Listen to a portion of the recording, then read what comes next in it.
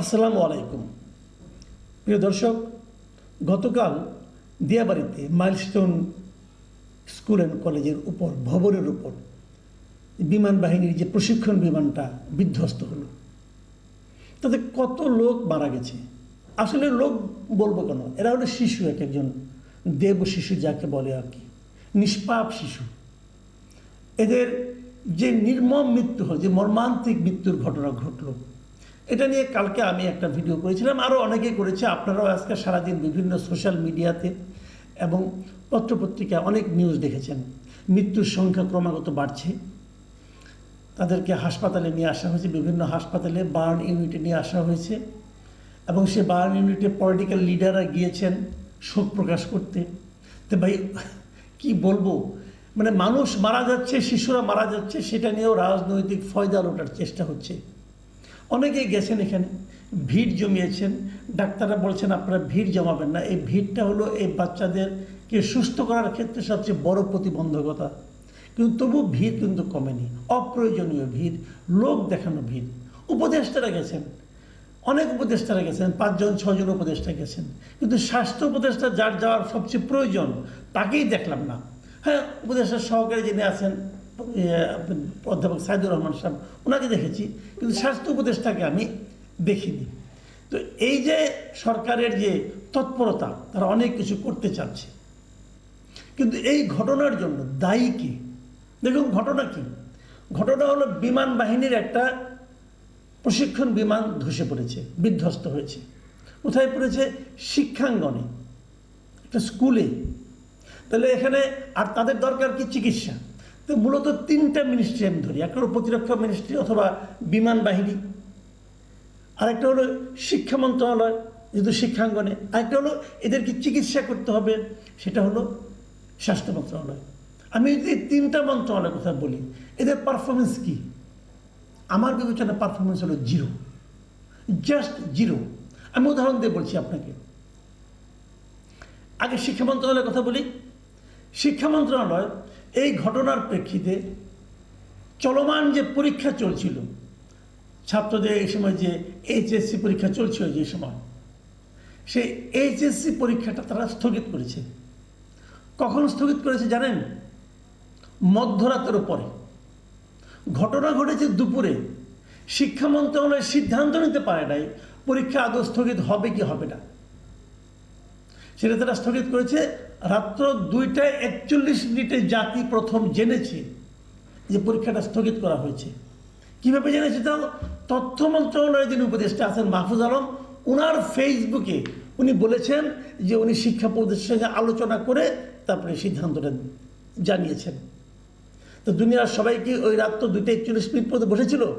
সকালবেলা অনেকে গেছে, সারা দেশে পরীক্ষা, সকালবেলা অনেকে পরীক্ষা দিতে গিয়েছে, যে এনেছে যে পরীক্ষা স্থগিত। এই হলো শিক্ষা মন্ত্রণালয়ের পারফরমেন্স। স্বাস্থ্য মন্ত্রণালয়ের পারফরমেন্সটা প্রথমেই বললাম। স্বাস্থ্যমন্ত্রী কোথায় দেখা যাচ্ছে না, উনি আসেন কি নাই কেউ জানে না।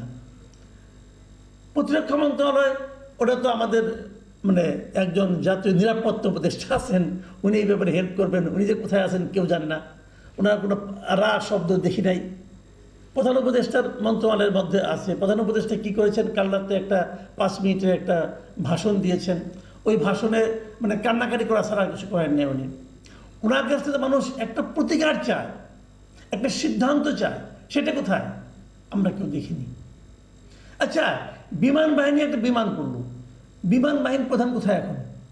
কেউ দেখেছেন? তার কোনো কথা শুনেছেন? শুনলাম ওই নাকি তুরস্কে আছেন। ঠিক আছে, তুরস্কে আছেন, ওইখান থেকে কিছু একটা উনি বলতেন, মানুষ জানতো যে বিমানটা ধসে পড়েছে এই বিমানটা চীনের তৈরি। 2013 সালে এই ডিজাইনের মানে এই মডেলের বিমান তৈরি চীন বন্ধ করে দিয়েছে। বন্ধ করার আগে আমরা ছিলাম শেষ গ্রাহক। 36টা বিমান নাকি আছে আমাদের, 36টার মধ্যে 3টাই গত কয়েক বছরে বিধ্বস্ত হয়েছে। যে বিমানের এত বেশি, 36টার মধ্যে 3টাই বিধ্বস্ত হবে, তাহলে বিধ্বস্তের হার কত? প্রায় 10%-এর বেশি। এই যে বিমানগুলি বিধ্বস্ত হচ্ছে, এই বিমানটা চালায় কেন? এটা দিয়ে প্রশিক্ষণ করায় কেন? কিনেছে 2013 সালে, মানে হাসিনা সরকারের আমলে। তো বোঝাই গেছে লক্কর ঝক্কর মার্কের বিমান হয়তো বিশাল দাম দিয়ে কিনে নিয়ে আসছে। টাকা পাচারের তো একটা বিরাট সুবিধা এগুলো। এই সমস্ত সামরিক কেনাকাটাতে কোনো হিসাবও হয় না, কোনটা কত দিয়ে কার কাছ থেকে কিনলো কেউ জানে না, টাকা পয়সা জায়গা মতো চলে যায়। তো এগুলোই তো হয়েছে দেশে।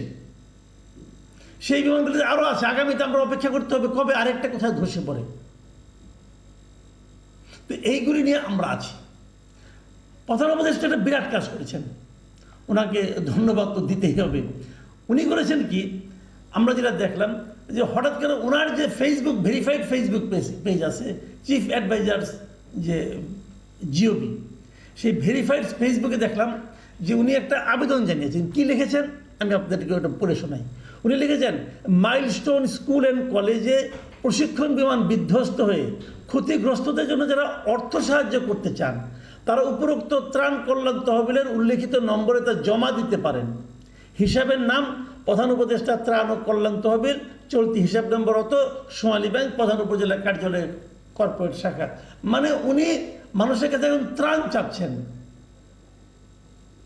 ভাই, আপনার কাছে পুরো দেশটাই দিয়ে দেওয়া হয়েছে, আপনি করছেনটা কি? দেশটা চালাচ্ছেন কিভাবে? আপনি বলবেন আগে ওরা সব নষ্ট করে গিয়েছিল। ভাই, আপনার হাতে পড়েছে তাও তো 1 বছর হয়ে গেল। এই 1 বছর আপনি কি করলেন? প্রতিরক্ষা মন্ত্রণালয় আপনার নিজস্ব মন্ত্রণালয়, কি করেছেন আপনি? আপনাকে কিছু বলা যাবে না? কেন বলা যাবে না? জনগণের অর্থের যে তসরুপটা হয়েছে আপনি বিচার করেন, এটার তদন্ত করেন, দেখেন কেন কি হচ্ছে। কোনো আলোচনা নাই। আজকে দুজন উপদেষ্টা এবং আমাদের মহামান্য প্রধান উপদেষ্টার মাননীয় প্রেস সেক্রেটারি তারা গিয়েছিলেন সে মাইলস্টোন কলেজে, যে ওনারা কি কি করবেন না করবেন এগুলো বলেছেন। ফল কি হয়েছে? ছাত্রদের ধাওয়া খেয়ে আরেকটা ভবনে যে লুকিয়েছেন, বেরোতে পারছিলেন না অনেক সময়, দীর্ঘ সময়। কেন? তখন বাইরে যখন তাদের ধাওয়া দিয়ে নিয়ে যাওয়া হয়, বাইরে স্টুডেন্টদের স্লোগানগুলো শুনেছেন, ভিডিও দেখেছি আমরা, সেখানে আপনাদেরকে ভুয়া ভুয়া বলে স্লোগান দিচ্ছিল স্টুডেন্টরা। সেই সঙ্গে এই অন্তর্বর্তীকালীন সরকারের বিরুদ্ধে তারা স্লোগান দিচ্ছিল। এটা কেন হয়? একটা কথা খালি ভাবুন, এটা কেন হয়? আপনারা যারা গিয়েছেন তারা তো ভালোর জন্যই গিয়েছেন, আমি আপনাদেরকে খারাপ বলছি না, কিন্তু আপনারা তো ভালো কিছু করার জন্যই গিয়েছেন। তাহলে স্টুডেন্টরা আপনাদেরকে ধাওয়া দিল কেন? স্টুডেন্টরা আপনাদেরকে বিরতি দিল না কেন? স্টুডেন্টরা আপনাদেরকে ভুয়া ভুয়া বলছিল কেন? কারণটার কিছু না। সামগ্রিকভাবে আপনি দেশের মানুষের কাছে এতটাই অজনপ্রিয় হয়ে গিয়েছেন, এতটাই অজনপ্রিয় যে ভালো কিছু করতে গেলেও মানুষ এটাকে অবিশ্বাস করে, আপনাদের ধাওয়া দেয়, আপনাদের ভুয়া বলে। এই জিনিসটা উপলব্ধি করতে পারেন আপনারা? আপনারা জেদ ধরেছেন যতদিন সম্ভব আমরা দায়িত্বে থাকবো, আমরা চেয়ার ছাড়বো না। চেয়ারের প্রেমে পড়ে গেছেন, আরাম ছাড়তে চান না আপনারা। একটা আরাম তো দেখি চেয়ারে আরাম, আরেকটা যে কি আরাম আছে পেছনের আরাম, ওটা তো আপনার যাওয়ার পরে আমরা টের পাবো। এই তো হচ্ছে। স্টুডেন্টরা 6 দফা দাবি করেছে, খুব ইন্টারেস্টিং। আপনাকে একটু দেখুন খালি, ছাত্ররা 6 দফা দাবি করেছে। দাবিগুলো কি কি খুব সতর্কভাবে খেয়াল করুন। দাবিগুলো হলো নিহত ব্যক্তিদের সঠিক নাম পরিচয় প্রকাশ, 1 নম্বর দাবি। কেন? যারা মারা গেছে তাদের নাম পরিচয় প্রকাশটা দাবি আকারে আসে কেন? এটা তো স্বাভাবিক হওয়ার কথা ছিল, এটা তো স্বাভাবিক হওয়ার কথা ছিল, এটা দাবি হিসেবে উপস্থাপিত হলো কেন? এই কারণে হলো যে তাদের মধ্যে সন্দেহ সৃষ্টি হয়েছে যে মৃতের সংখ্যা কম করে দেখানোর জন্য অনেকের নাম পরিচয় দেওয়া হবে না, অনেকের নাম পরিচয় প্রকাশ করা হবে না। দ্বিতীয় দাবি কি? আহত ব্যক্তিদের সম্পূর্ণ ও নির্ভুল তালিকা, মানে যারা আহত হয়েছে তাদের তালিকাতেও কাটছাট হতে পারে, এই আশঙ্কা করছে স্টুডেন্টরা। কেন আশঙ্কা করছে? আপনাদেরকে কেন অবিশ্বাস করছে?